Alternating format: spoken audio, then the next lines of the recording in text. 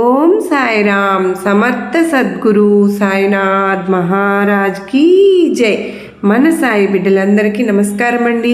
ఎలా ఉన్నారు, ఏం చేస్తున్నారు? మన సాయినాథుని దయ వలన అందరూ కూడా సుఖంగా దోషంగా ఉండాలని కోరుకుంటూ, బిడ్డ నీ మనసులో ఎంత బాధ ఉందో నాకు తెలుసు. అలాగే నువ్వు ఎంతగా కుమిలిపోతున్నావు అన్నది కూడా నాకు బాగా తెలుసు. నీకు తగినటువంటి సమాధానాన్ని ఈరోజు నేను నీ ముందుకు తీసుకొచ్చాను. ఆశగా ఎదురు చూస్తూ ఉన్నటువంటి నీకు నీ జీవితం ఎలా ఉండబోతోందో, ఈ రోజు నుంచి మరికొన్ని రోజుల్లో నీకు అదృష్టం ఏ విధంగా రాబోతుందో, ఏ శుభవార్తలు నువ్వు వినబోతున్నావు అనేది కూడా ఈరోజు వీడియోలో తప్పకుండా తెలుసుకుంటావు. ఏదైనా కానీ ఈరోజు సందేశం నువ్వు మనసు పెట్టి వినాల్సిందే. నువ్వు ఆలకించిన తరువాత నీ మనసులో ఉన్నటువంటి బాధలన్నీ కూడా తొలగిపోతాయి. తప్పకుండా ఈరోజు నీ మనసు కుదుట పడుతుంది. అయితే ప్రతిరోజు కూడా నా జీవితం మారుతుందని చెప్తూ ఉన్నావు. నా జీవితంలో ఎప్పుడు ఏ శుభవార్త, అలాగే ఏ అపోహ, ఏ నమ్మకం నాకు కల్పించడం లేదు. మిమ్మల్నే నమ్ముకుని ఉన్నాను, మిమ్మల్నే పూజిస్తూ ఉన్నాను, నా కష్టాలు మీతో చెప్పుకుంటున్నాను కదా, మరి కొంచెమైనా నా పైన కనికరం అనేది లేదా? నీకు అసలు కొంచెమైనా కనికరం అనేది ఉంటే నువ్వు ఇలాగ చేసేది, నా జీవితాన్ని ఈ విధంగా చేస్తావా అని చెప్పి నన్ను ప్రతిరోజు కూడా అడుగుతూ ఉన్నావు కదా. చూడు, నీకు ఏదైనా కానీ పూజలో ఏదైనా లోపం చేశానా, లేదంటే నేను ఏమైనా అపనమ్మకంతో నిన్ను పూజిస్తున్నానా, ఇలా నువ్వు రకరకాల మాటలతో నన్ను అడుగుతూ ఉన్నావు. అయితే నేను అర్థం చేసుకున్నాను. నీ ఎదురు చూపులకు ఫలితం రాలేదని చెప్పి నీ బాధ అంతా ఇంతా కాదు.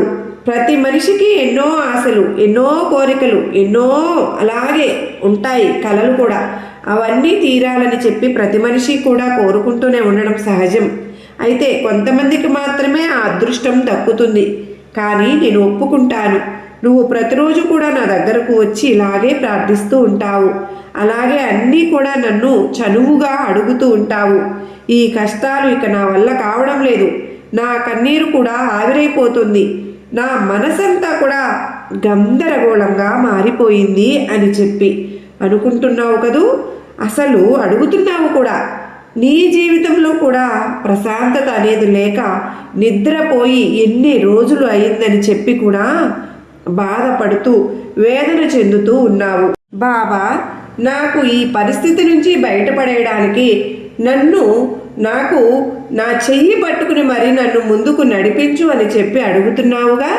ఈరోజు నా ద్వారా, నా అంశ ద్వారా, నా ప్రతిరూపంగా ఏ వ్యక్తి ద్వారానో, లేదంటే ఏ మిత్రుడి ద్వారానో, లేదంటే నీకు బాగా తెలిసినటువంటి వ్యక్తి ద్వారానో నీకు తగినటువంటి అవకాశాన్ని, ఒక మంచి సలహాను ఈ రోజున నీకు ఆ వ్యక్తి ఇస్తారు. ఆ వ్యక్తి ఇచ్చారు అనేటటువంటి సలహా ద్వారా నీ జీవితంలో ఈ రోజున ఎన్నో రకాలుగా నువ్వు ఉపయోగించుకుంటావు. అలాగే నేను నిన్ను అన్నీ కూడా గమనిస్తూనే ఉన్నాను. నీ చుట్టూ ఉన్నట్లుగా నీకు ఒక అనుభూతిని నేను ఇవ్వబోతున్నాను. నీ బాబా నీతోనే ఉన్నాను అనే ధైర్యం నీలో ప్రోత్సాహంతో ముందుకు నడిపిస్తాను. అలాగే నీకై వచ్చినటువంటి అవకాశాన్ని ఈరోజు నువ్వు సద్వినియోగం చేసుకోవడానికి, నీవు తప్పకుండా వేచి చూస్తున్నటువంటి కలలను సాకారం చేసుకోవడానికి అమూల్యమైనటువంటి రోజు కనుక గొప్ప అదృష్టం నీకు అందించబోతున్నాను. ఎంతో గొప్ప సంతోషాన్ని నీ కుటుంబానికి కలిగించబోతూ ఉన్నాను.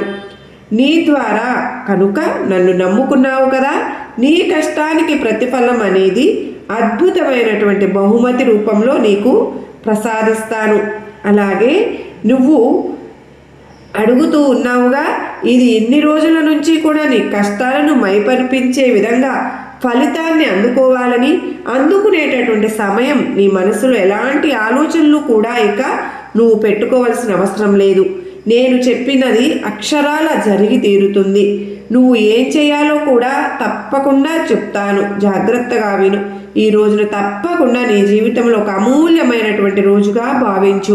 అయితే ఇవాల్టి రోజున నువ్వు ఏమి చేయాలి అంటే, నువ్వు ఈరోజు తప్పకుండా నీ మనసు నిండా కూడా మంచి చిందరవందరమైనటువంటి ఆలోచనలతో కాకుండా ప్రశాంతంగా ఈరోజు పూజ గది అంతా కూడా శుభ్రపరుచుకుని తరువాత పూజ గదిలో నీకు ఇష్టమైనటువంటి దైవం ముందు నిలబడి మనసారా ఈరోజు నేను చేసినటువంటి పనిలో ఎటువంటి అవాంతరాలు కలగకుండా నేను అనుకున్నటువంటి పనిలో మంచిగా నేను అనుకున్నటువంటి లక్ష్యాన్ని సాధించే విధంగా నాకు తోడుగా ఉండి ముందుకు నడిపించు.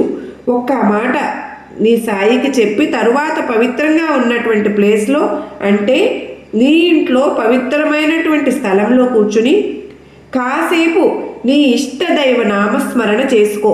తరువాత ఒక్క నిమిషం భగవంతునికి మనస్ఫూర్తిగా అంటే నీ మనసులో ఉన్నటువంటి బాధను చెప్పుకో. అలాగే నాకు ఈరోజు ఉద్యోగం రావాలని చెప్పి ఆశగా ఉందని చెప్పు.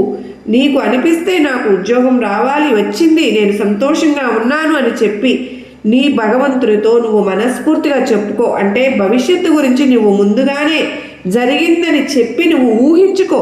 అలా ఊహించుకుని ఆ కోరికను నువ్వు భగవంతునికో చెప్పుకో. అలాగే నాకు సంతానం కలగాలని చెప్పి నీకు అనిపిస్తే గనుక నాకు సంతానం కలిగింది, సంతానం గురించి ఉన్నటువంటి కోరిక ఉన్నటువంటి వారైతే నాకు సంతానం కలిగిందని చెప్పుకోండి. నేను అన్ని రకాలుగా ఆలోచించి నీ మంచి కోసమై ఈ శుభవార్తని ఈరోజు ఒక వ్యక్తి ద్వారా నీకు ఒక మంచి సలహాను సంప్రదింపును ఇవ్వబోతున్నాను. నీవు కూడా అందిపుచ్చుకుని అవకాశాన్ని తప్పకుండా చక్కగా జాగ్రత్తగా ఈరోజు అవకాశాన్ని అదనపు అంటే అపోహ చెందవద్దు. నువ్వు అంటే నేను ప్రశాంతంగా లేదు, ప్రశాంతంగా చూసుకుంటున్న ఎవరు కూడా ప్రశాంతంగా లేరు, ఒకరికి ఒక సమస్య ఉంటుంది అంటే ఒక ఉద్యోగం లేదని బాధ, ఉద్యోగం ఉంటే ఎక్కువగా ప్రజల బాధ ఉంటుంది కదా, ఒకరికి వివాహం కాలేదని కదా బాధ, ఇంకొకరికి వివాహం ఎందుకు చేస్తున్నా బాధ, కొందరికి సంతానం కలగలేదని బాధ, ఇంకొకరికి డబ్బు పోషించలేకపోతున్నాను ఇంట్లో అని బాధ, ఇంకొకరికి ఎదుటివారికి డబ్బు లేదని బాధ. ఇలా ఎవరు కూడా ప్రశాంతంగా ఉండలేకపోతున్నారు. కనుకనే నీకు నువ్వు ఎప్పుడు కూడా నీ గురించి నువ్వు తప్పుగా అనుకోవద్దు. అలాగే ఇతరుల గురించి కూడా తప్పుగా ఆలోచించవద్దు. నీ మనసులో నువ్వు ఎప్పుడు కూడా సంతోషంగా ఉండు, నీకున్న దాంట్లో తృప్తిగా ఉండు. నీకు అన్ని విధాలుగా కూడా నీకు కావలసిన ప్రతి ఒక్కటి కూడా నేను నీకు అన్ని వేళలా అందిస్తూనే ఉంటాను. అంటే నీకు ఆ అవకాశాలు నీకు లేకపోయినా సరే నేనే ఆ అవకాశాలను సృష్టించి ఇస్తాను. అంతేకాని నువ్వు ప్రశాంతంగా లేవని మాత్రం ఎప్పుడూ అనుకోవద్దు.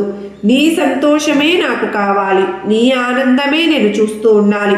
సంతోషంగా ఆనందంగా ఉండవలసిన రోజులు నీకు అమూల్యమైనటువంటి ఒక సందేశం అయితే నీకు ఇవ్వాలని నీకు ఈరోజు నీ ముందుకు నీ సాయిని వచ్చి నీతో కాసేపు ముచ్చటించుది నీకు అటువంటి ఆశీర్వాదాలు ఇస్తున్నాను అంటూ ఒక సందేశాన్ని అయితే సాయినాథుడు అందించారు కదా. మరి ఈ సందేశం మరి మనందరికీ కూడా నచ్చిందనే అనుకుంటున్నాను. నచ్చింది అనుకున్నవారు తప్పకుండా మరికొంతమందికి షేర్ చేయండి. అందరికీ నమస్కారం. దానికి తగినటువంటి సలహాలను సంప్రదింపును సూచనను నేను ఒక వ్యక్తి ద్వారా నీకు తప్పక అందిస్తాను. నా రూపాన్ని తలుచుకుని కాసేపు అలా ప్రశాంతంగా ఉండు. నీ మనసులో ఏవైతే ఆలోచనలు ఉన్నాయో అవి నీ పక్కన పెట్టేసి నా మాటలు మాత్రమే నీకు వినిపిస్తున్నాయేమో అన్నట్లుగా ఆ క్షణం అనుభూతి చెందు. ఇలా ఒక్కొక్కటిగా నీకు అన్నీ అర్థమవుతాయి. నీ మనసంతా కూడా ఒకరోజు పూల తోటలాగా సుగంధ పరిమళాలతో ఆనందంగా ఉండబోతుంది. ఇది మాత్రం అక్షర సత్యం.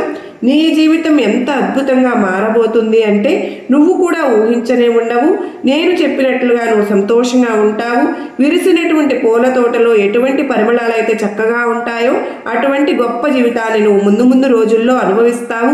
ఇది తథ్యం. నువ్వు నీ కుటుంబంతో పాటు ఎంతో సంతోషంగా ఆనందంగా గడుపుతావు. నేను నీకు మరలా మరలా వాగ్దానం చేసి మరీ చెబుతున్నాను. ఇప్పటి వరకు నీవు పడినటువంటి ఏ కష్టాలు సమస్యలైనా నీకు గుర్తుకు రాకుండా చేస్తాను. నీ జీవితాన్ని నువ్వు అనుభవించబోతున్నంతగా మరి ఇతరతర రోజుల్లో ఎప్పుడు కూడా అనుభవించినంత అనుభూతి నీకు కలిగిస్తాను. నువ్వు ఏది కూడా జరిగేది ఆపలేవు కదా.